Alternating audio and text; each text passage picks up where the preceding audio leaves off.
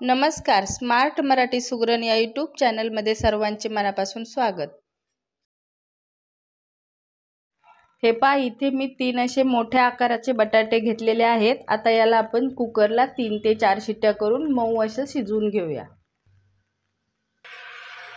आता एका गॅसवर आपल्याला बटाटे उकडून घ्यायचे, तोपर्यंत आपण दुसऱ्या गॅसवर अंडी शिजत घालूया.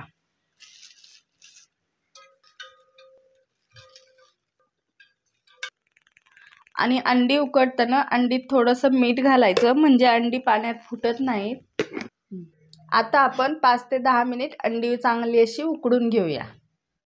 अंडे शिजत आहेत तोपर्यंत आपण अंड्याला वरचं कोटिंग तयार करून घेऊया. त्याच्यासाठी मी इथे 2 ते 3 लाल मिरच्या अशा जाडसर बारीक करून घेतलेल्या आहेत. आणि याच्यात थोडीशी आपल्याला कोथिंबीर घालायची आणि चवीपुरतं मीठ आणि अर्धा चमचा हळद. वडापावला ज्या प्रकारचं कोटिंग तयार करतो वड्याला लावण्यासाठी, तसं आपल्याला कोटिंग असं तयार करून घ्यायचं. हे पहा, थोडं थोडं पाणी घालून मी कोटिंग अशा प्रकारे मस्त असं तयार केलेलं आहे. अशी एकदम अशी तार मस्त चलली पाहिजे असं आपल्याला तयार करून घ्यायचं. आणि मी इथे 1/2 किलो बेसनचं पीठ घेतलेलं आहे. अंडी जास्त असल्यामुळं मी पीठ जास्त घेतलेलं आहे. अंडी जर तुम्ही कमी घेतली तर पीठ तुमच्या अंदाजानुसार वापरायचं. आता आपण हे झाकून बाजूला ठेवूया. आणि बटाट्यासाठी पहा, बटाटा भाजीसाठी इथे मी 4 ते 5 अशा हिरव्या मिरच्या घेतलेल्या आहेत. 5 ते 6 लसूण पाकळ्या, चवीपुरतं मीठ, अर्धा चमचा जिरे आणि 1 इंच आल्याचा तुकडा. आता हे आपल्याला असं जाडसर खलबत्त्यात कुटून घ्यायचं. मिक्सरला लावलं तरीही चालेल, पण मिक्सरला एकदम बारीक होतं. आपल्याला असं जाडसर कुटून घ्यायचं, त्यामुळं खलबत्त्यात कुटायचं.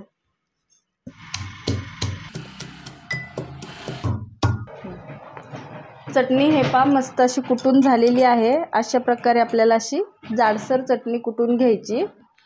बटाटे मी आता मस्त असे सोलून थंड करून घेतलेले आहेत, असे बारीक कापलेले आहेत. तर आता आपण याला बटाट्याला कढईत आपल्याला फोडणी नाही द्यायची. फोडणी पात्रात मी फोडणी तयार करून बटाट्यात घालणार आहे.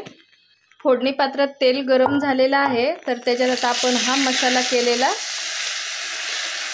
चटणी ही आपण खलबत्त्यात कुटून घेतलेली ही घातलेली आहे. आणि याच्यात आपल्याला थोडीशी अगदी हळद घालायची आणि हे असं फ्राय होऊ द्यायचं तेलात.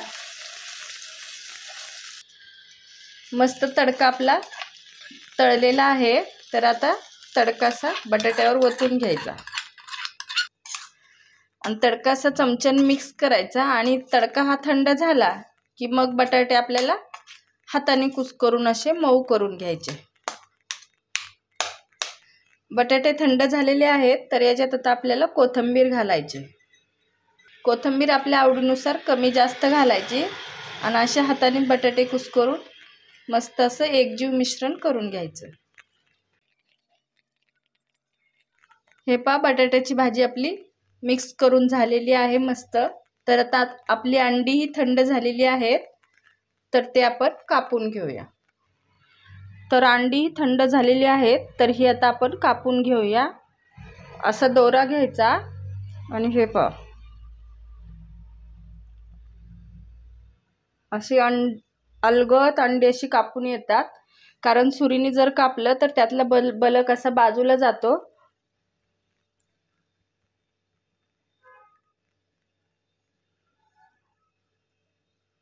अशा प्रकारे मी सगळी अंडी आता कापून घेते.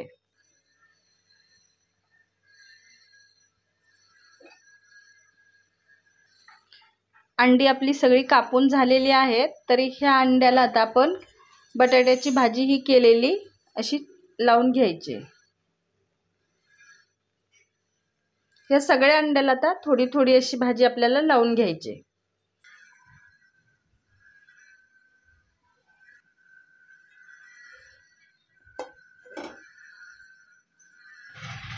हे पहा, सगळ्या अंड्याला आपल्या बटाट्याची भाजी अशी लावून झालेली आहे. तर आता आपल्याला पकोडे तळून घ्यायचे.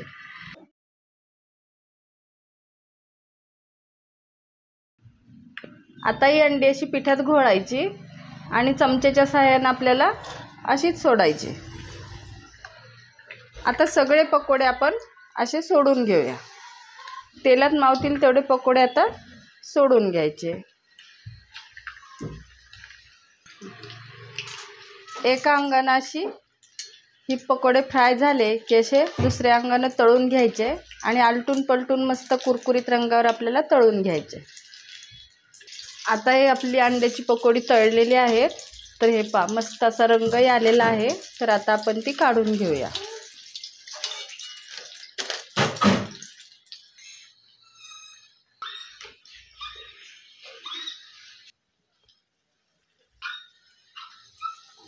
आणि पकोडे सोडताना गॅस मोठा ठेवायचा आणि पकोडे थोडे तळत आले की गॅस कमी करायचा, मध्यम आचेवर पकोडे चांगले तळून घ्यायचे। अशा प्रकारे मी आता सगळे पकोडे तळून घेते।